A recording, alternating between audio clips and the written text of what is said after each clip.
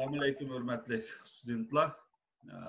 Mana ish tajribamizning to'g'risida bir qo'l kim qanday darslarni o'tdi, qanday natijalar bo'ldi, qanday minus taraflar bo'ldi, shu to'g'risida o'ttiramisak, birinchi Xelil va Dilnaz, siz o'zingizning dars to'g'riliq o'tgan darsingiz to'g'riliq aytib o'tsangiz.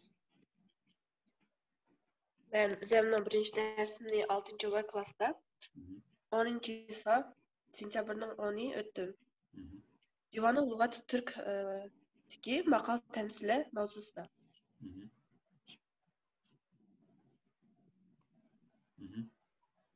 Balla bilan salomlashib borlig'imni tugatdim. Andin mavzu to'g'risida tushundim va oldingi darsda Mahmud Qashqariyning ijodiyati to'g'risida o'tgandik. Shu to'g'risida balladan so'rab chiqdim. Mahmud Qashqariy kim degan savol qo'ydim. Balla barlig'i u buyuk Uyg'ur olimi, ensiklopedist to'g'riliq ekanligini aytdi. Va ikkinchi savol Mahmud Qashqariyning amgigi to'g'risida so'rdim. Ular bu haqida to'liq ma'lumot aytib berdi. Va lug'at deganimiz nima deganda, balla o'zining fikrlarini aytib chiqdi. Lug'at so'ziga izoh berdi. Va ballani men so'zligini qarab, xatolarni tuzab berdim. Ya'ni lug'at bu bir so'zni boshqa tilga tarjima qiluvchi va izoh beruvchi kitobni lug'at deymiz deb aytdim. Va shu qoidalarni daftarga yozdirib qo'ydim. Va shu darsga bog'lanishliq maqol tamsillari deganimiz nima deb birinchi bolalarning aniqligini so'radim va tuzib o'zim aniqligini aytib berdim. Qanday yozish kerak ekanligini, qanaqa bo'lganligini tuzdim. Va lug'at bilan ish yurgazdim birinchi. Maqol tamsillarni o'qimay turib, bolalar konu so'zlarni bilib berish kerak deb. Yaqinroq aytib. Qo'tir, eri, qut, aniq. Bolalar birinchi o'zim galosoy orqali so'rdim. Buni siz qanaqa ma'no bildirdi deb. Ya xato aytgan bo'lsa, ularni tuzab o'tirdim. Va maqol tamsillar, kitobda berilgan maqol tamsillarning biz ma'nosini ochdik hozir.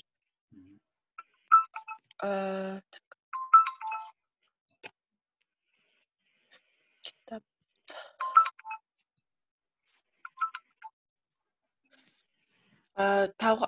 Masalan, qazon eytirtibim, oltin cho'mich eytirtadiman.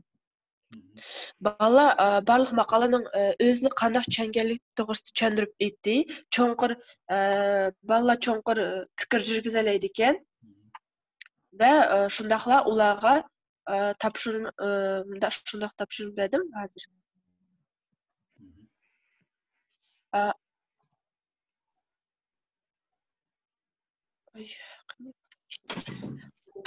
Kuzdagi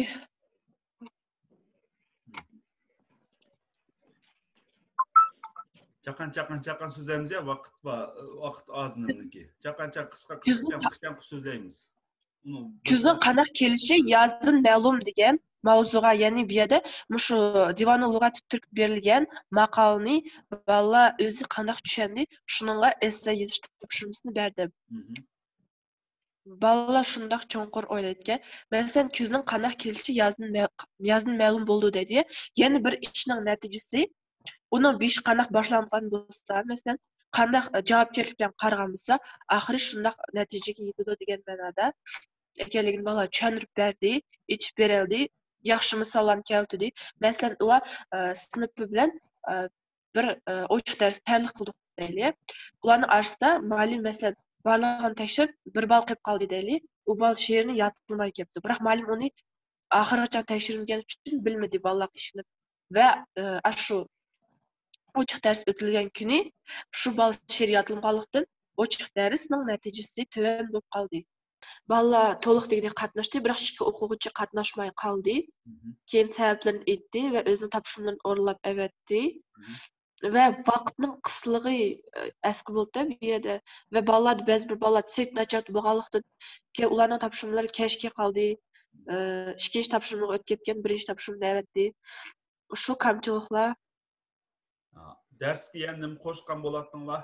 Sizlar bu Mehrnisam, Dilnaz yana nima qo'shsa bo'ladi? Qanaqa o'ylaysizlar? Mening o'yimcha, endi bolalarga onlayn bo'lgandiki sizni ko'rish imkoniyati bo'lmaganki, bolalarga şu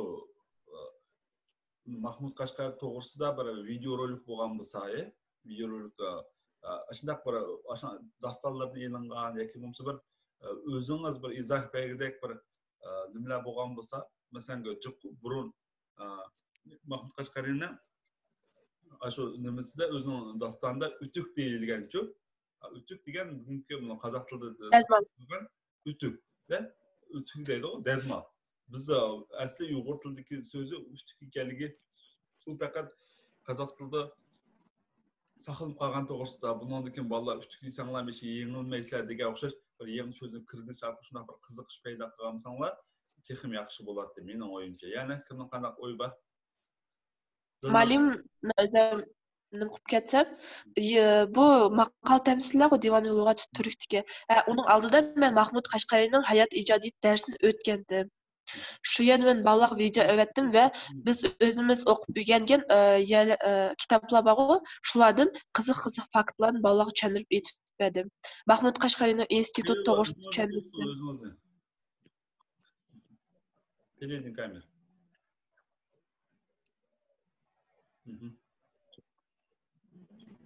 Balaga hayot ijodiy to'g'risida o'tganda balaga video rolik avatdim va Mahmud Qashqariyning instituti shuning nomidagi kitobxonlar to'g'risida aytib berdim. Bu uning oldingi darsdi. Va shundaqla qiziq faktlarni aytib berdim. Mahmud Qashqariy shaxsiyati bo'lgan to'g'risida, uning ota-onasi kim bo'lgan to'g'risida va u qanday sezgishlarni o'tkazganligi to'g'risida aytib. Ya'ni kim aytadi?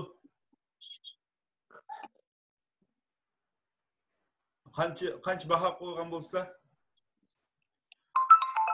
qanday bo'lsa Xililovaning darsini baholaytaylik, kim qancha degan baho qo'ydi?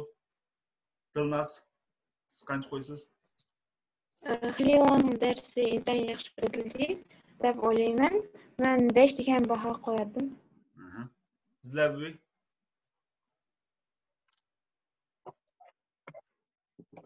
bo'lsin qo'shing.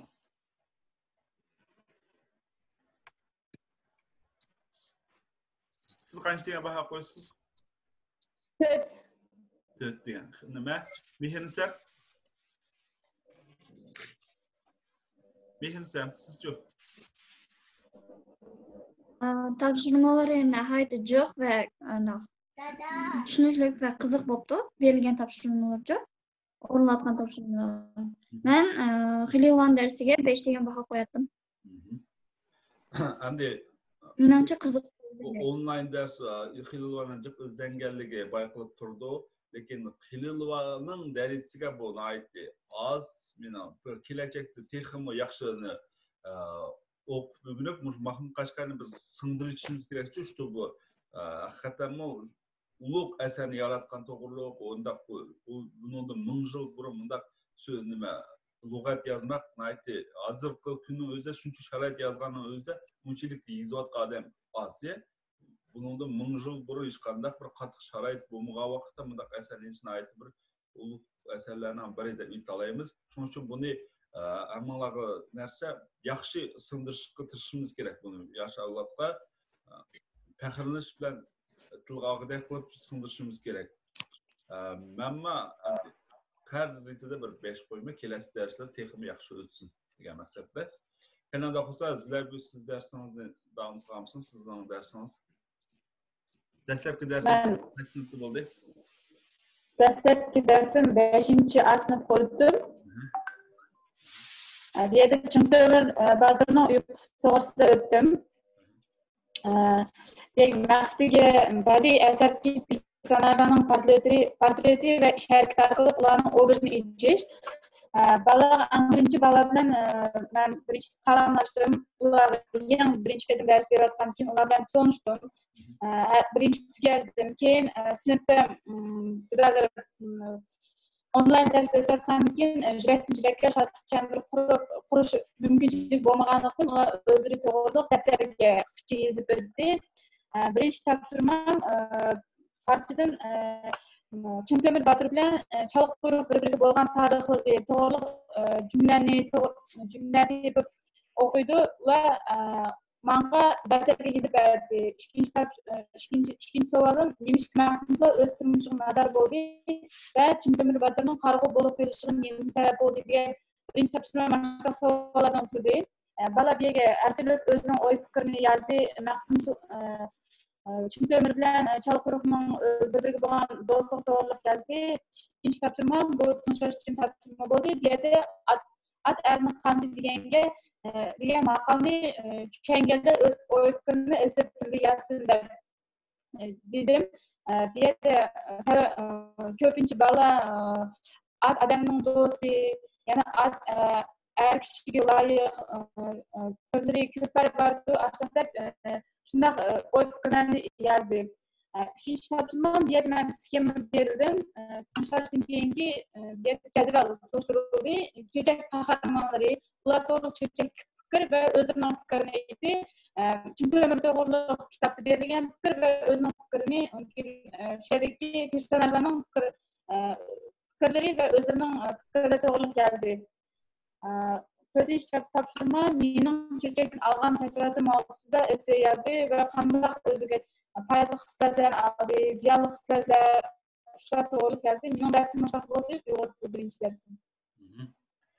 Endi sizlar sizning Muallimisi keyin buni Xelchba muallim o'zimning ishkim Galasoy dezibdi, dars yaxshi bo'ldi, biroq topshirmalar ko'p. 5-sinfda intayin qiyin topshirmalar, sxema qiyin bo'lib ketdi deb boshlab yozibdi. endi o'tgan resurslaringizdan bir aytayotgan mana o'sha qanaqa resurslarni qo'llandingiz, qanaqa video saboqlarni tayyorladingiz, o'shaning hammasini meni elektron pochtam aytdi. Sizdan biz birinchi qitim bu praktikani onlayn o'tyapmiz. Sizda qanaqa qiyinchilik yuz berdi? Menimda qiyinchilik balani ko'rmay o'tganda yomon keyingi bala Kırımlar, derversiz o tanıştıran, tanışmagan, kırmaydık dersga bilgen kıldıkende köpünçü okumuçlar meni zabalga zıpıttı derste. Vaziyetimiz oldu. Ama eskiden aslında zabalga zıpıttı der adımız oldu. Yazsa adımız oldu. Ma eşaklar kıyım geldi. Onlar ötken berim var. Teske görüp ötkendim onlar. Körüp ötken süremi çıkıptırsız. Yazdım mı? Teşik berip ne kıldım mı? Her deydi yakını kılmağını kömeyiz ki. Endi hakikaten mi balının yaş alohidligiga bog'liq topshiriqni tanlash nihoyatda muhim muallim uchunchi. Bu kelajakda buni esga eling, chunki balalarning o'zining yosh alohidligiga, o'zining dalilsiz munosabat topshirib berilsa, balalarga dars qiziq bo'lmay qoldi berilsa. Shuning uchun buningdagi yosh alohidliklarga, ularning dalilsizga o'tib bo'lgan mavzular munosabat qilib topshiriqni tayyorlashga tirishing. Endi darsga nima qo'shgan bo'lardinglar mehnatsa bu darsiga?